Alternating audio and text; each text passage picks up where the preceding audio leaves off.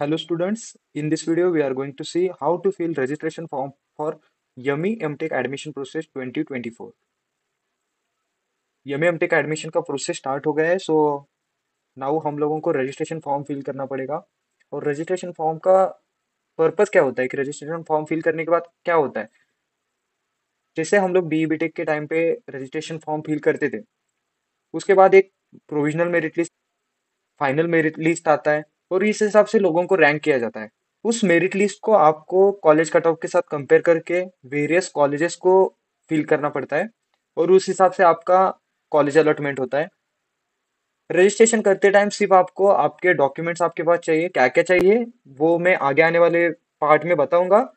इस फॉर्म में आपको कोई कॉलेज चॉइसेस वगैरह फिल नहीं करनी है, तो उसके बारे में टेंशन मत लो। उसके लिए जो कॉलेज के रिलेटेड जो कोर्स है या फिर जो कॉलेज के रिलेटेड एलिजिबिलिटी क्राइटेरिया है या फिर कॉलेज में जो जो स्ट्रीम्स अवेलेबल है, सो उसके रिलेटेड जो वीडियो मैंने ऑलरेडी बनाया है वो आप प्लेलिस्ट में जाके देख सकते हो।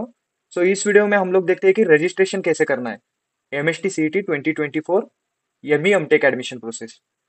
तो आपके मोबाइल डिवाइस पे या फिर कंप्यूटर स्क्रीन पे, मोस्ट प्रोबेबली कंप्यूटर स्क्रीन ही यूज करो क्योंकि मोबाइल पे प्रॉब्लम आने के चांसेस होते हैं, डेस्कटॉप साइट व्यू में अच्छे से दिखता नहीं है, तो स्क्रीन यूज करना ही फायदेमंद रहेगा आपके लिए।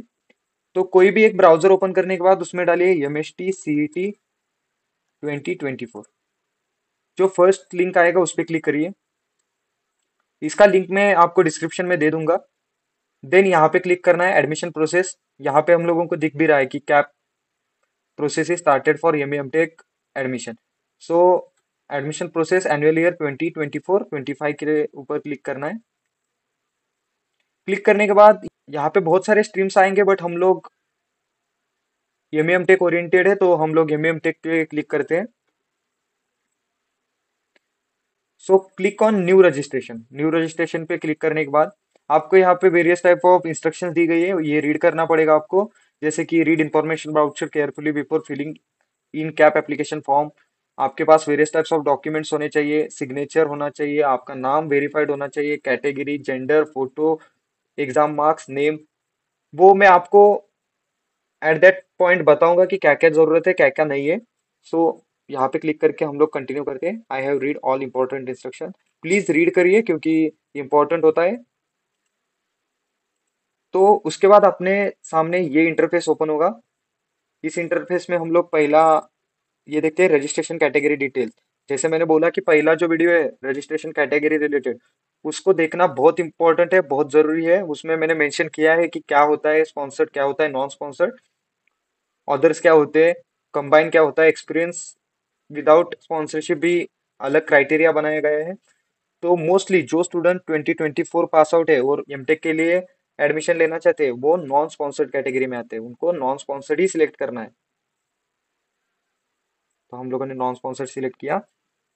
तो पहला रिक्वायरमेंट आया कि आपके पास valid score card of GATE होना चाहिए। तो valid score card of GATE क्या होता है, पॉजिटिव मार्क्स क्या होते हैं, क्वालिफाइंग मार्क्स क्या होते हैं, उसके रिलेटेड भी वीडियो में सब मेंशन किया गया है। Before start to filling this form, वो वीडियोस पहले देख के आप आ सकते हो। तो नेक्स्ट इज यहाँ पे आपको कैंडिडेट का फुल नाम लिखना है, जैसे आपके 12th मार्कशीट पे हो। जैसे कि अगर आपके 12th के मार्कशीट पे आपका surname, first name and father's name रहेगा तो आपको वैसे ही यहाँ लिखना है। बाद में फिर फादर्स का नेम और मदर्स का नेम अलग अलग लिखना है। नेक्स्ट इज जेंडर सिलेक्ट करते टाइम ध्यान रख के जेंडर सिलेक्ट करो, क्योंकि मेल का जो लिस्ट होता है वो अलग लगता है, फीमेल का जो लिस्ट लगता है वो अलग लगता है। और एडमिशन के लिए परसेंटेज भी फीमेल्स के लिए अलग रहता है, मेल्स के लिए अलग रहता है, तो उस हिसाब से जेंडर सिलेक्ट करते टाइम भी ध्यान देकर करिए। इसलिए उन्होंने 2 बार दिया है कि जेंडर कंफर्म करिए, तो हम लोगों ने मेल डाला। डेट ऑफ बर्थ जो हो उस हिसाब से आप डाल सकते हो। Then once again date of birth confirm करना है, क्योंकि डेट ऑफ बर्थ से भी आपके जो रैंकिंग होती है उसको क्लासिफाई किया जाता है। फॉर एग्जांपल अगर मल्टीपल स्टूडेंट सेम मार्क पे टाई ब्रेक हो रहा है तो उसको डेट ऑफ बर्थ से रैंक किया जाता है। सो डेट ऑफ बर्थ भी कंफर्म करके डालना बहुत जरूरी है।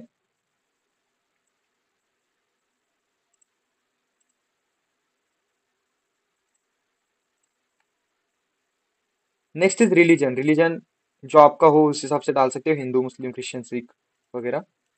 रीजन रूरल अर्बन, मोस्टली लोग रूरल से आते हैं, जहाँ पे आप रहते हो, जहाँ का आपके पास डोमासाइल है वो रीजन। अगर आप कोई सिटी में रहते हो लेकिन आपके पास डोमासाइल डॉक्यूमेंट्स अगर आपके पुराने गांव के हैं, तो रूरल ही डालना है।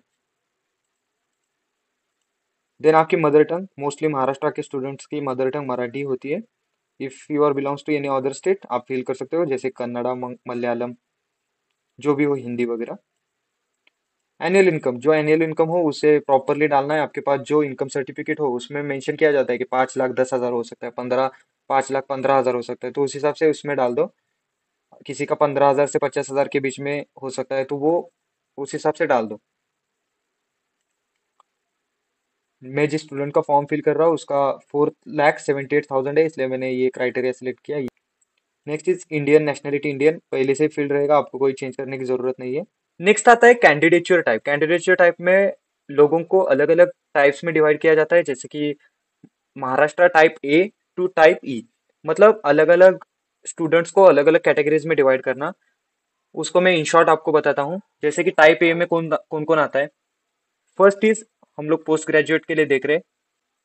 फर्स्ट इज जो स्टूडेंट्स का एचएससी महाराष्ट्र में हुआ है, डिप्लोमा और डिग्री महाराष्ट्र के रिकॉग्नाइज्ड यूनिवर्सिटीज में हुआ है, जैसे कि पुणे यूनिवर्सिटी हो सकता है, मुंबई, मराठवाड़ा यूनिवर्सिटी, अलग अलग यूनिवर्सिटीज में हुआ है, और उनके पास महाराष्ट्र का डोमासाइल सर्टिफिकेट है, और वो बचपन से महाराष्ट्र में रहते हैं।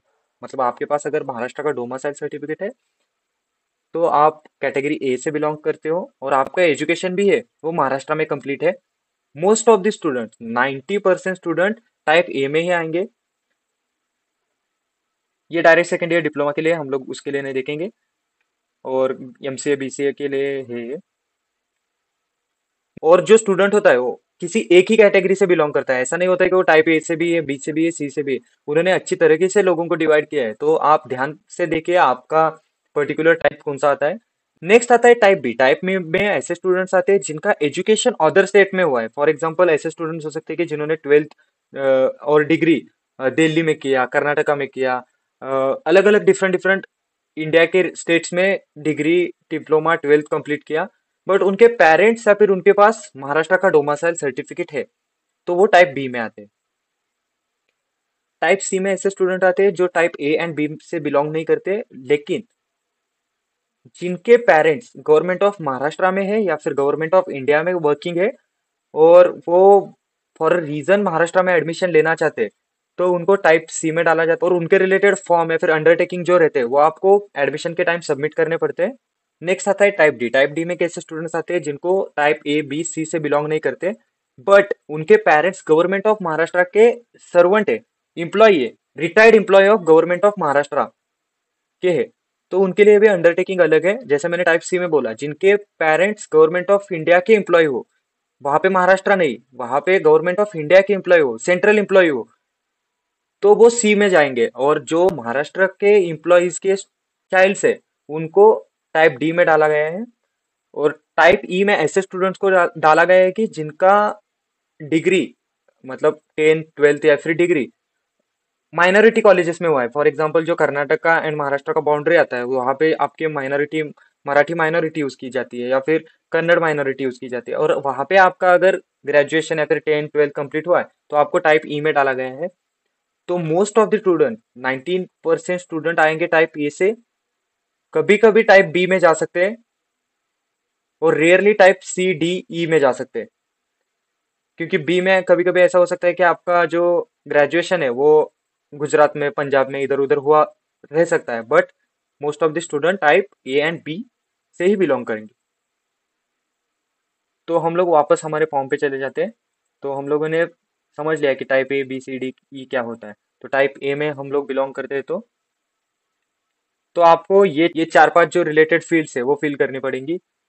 First is type of a document required for uploading. अगर आप टाइप ए से बिलोंग करते हो तो आपको इन तीनों में से एक कोई तो डॉक्यूमेंट सबमिट करना पड़ेगा।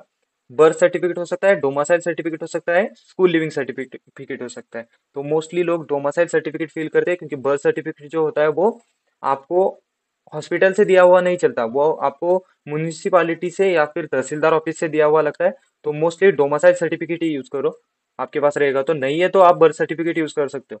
तो हम लोग डोमासाइल सर्टिफिकेट डाल देते हैं।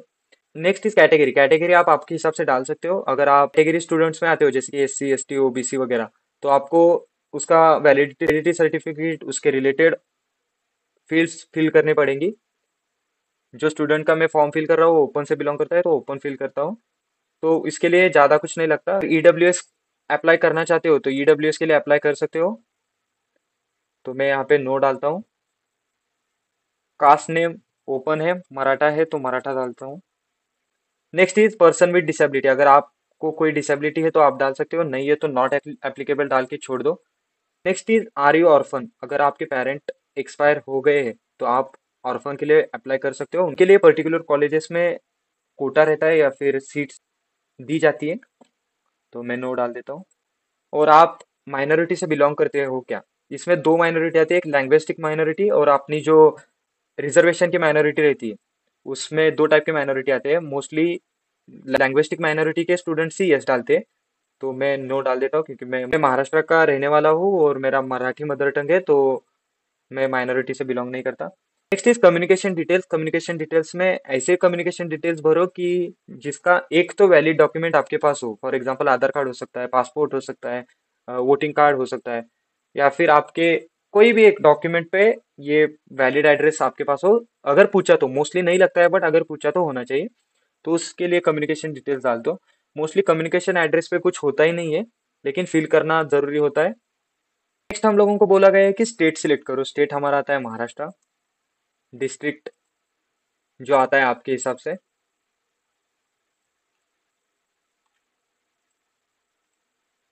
जो तालुका आता है वो आपके हिसाब से, जो गांव आता है वो आपके हिसाब से डाल दो। जो मेरे लिए आता है वो मैं डाल देता हूँ। Pin code, valid pin code, proper pin code डालना है आपको। Next is mobile number. Mobile number बहुत इंपॉर्टेंट है। जो आप मोबाइल नंबर डालते हो वो आपको थ्रू आउट द प्रोसेस आपके पास रहना चाहिए। बहुत सारे ओटीपीज इस पे आते हैं, और ऐसा ना हो कि आप अभी कोई और मोबाइल नंबर दे रहे हो और एडमिशन के टाइम आपके पास कोई और फोन नंबर है। ऐसा ना करिए, क्योंकि आपके जो कॉलेज अलॉटमेंट होती है तो कभी कभी कॉलेज की तरफ से आपको कॉल आते हैं। तो ये मोबाइल नंबर बहुत इंपॉर्टेंट है, और ये फोन नंबर आपके पास एटलीस्ट दिसंबर तक, 6 से 7 महीने तक आपके पास रहना चाहिए। Next is valid email ID. Email ID भी वैलिड होना चाहिए। इस पे भी कम्युनिकेशन डिटेल्स आ जाती है। वेरियस टाइप ऑफ अपडेट्स आपको ईमेल के थ्रू ही बताई जाती है। कोई कॉल वगैरह मैसेज आने के चांसेस कम रहते हैं, मोस्टली ईमेल ही आता है आपको। तो वैलिड ईमेल डालना भी बहुत जरूरी है। नेक्स्ट आपको यहाँ पे पासवर्ड डालना है। पासवर्ड के रिलेटेड जो फील्ड्स है, जैसे कि 8 to 13 कैरेक्टर्स का होना चाहिए। One upper case, one smaller case तो लेटर होना ही चाहिए। न्यूमेरिक वैल्यू होना चाहिए, सिंबल्स होने चाहिए। और कॉपी पेस्ट यहाँ पे नहीं चलता, तो आपको टाइप करके डालना चाहिए। नेक्स्ट आता है कैप्चा फिल करो। कैप्चा फिल करने के बाद आपको सेव एंड प्रोसीड करना है। सेव एंड प्रोसीड करने के बाद आपको एक वेरिफिकेशन प्रोसेस के लिए ओटीपी आपके फोन पे आएगा। वो ओटीपी डालने के बाद आपको आपका एप्लीकेशन नंबर जनरेट होगा। मैं दिखाऊंगा आपको आगे। वैलिड डिटेल्स फिल करने के बाद आपको नेक्स्ट प्रोसेस क्या है वो भी दिखाऊंगा। बट ये सब फिल करने के बाद आपको एक एप्लीकेशन नंबर आएगा, और आपका जो ये यहाँ पे जो पासवर्ड सेट किया गया है वो पासवर्ड लेके आपको रजिस्टर्ड कैंडिडेट्स लॉगिन पे क्लिक करना है। मीन्स आप जब यहाँ पे पूरी इंफॉर्मेशन फिल करते हो, देन आप सेव एंड प्रोसीड करते हो, तो आपको एक ओटीपी आएगा। ओटीपी फिल करने के बाद आपका एक एप्लीकेशन नंबर जनरेट होगा।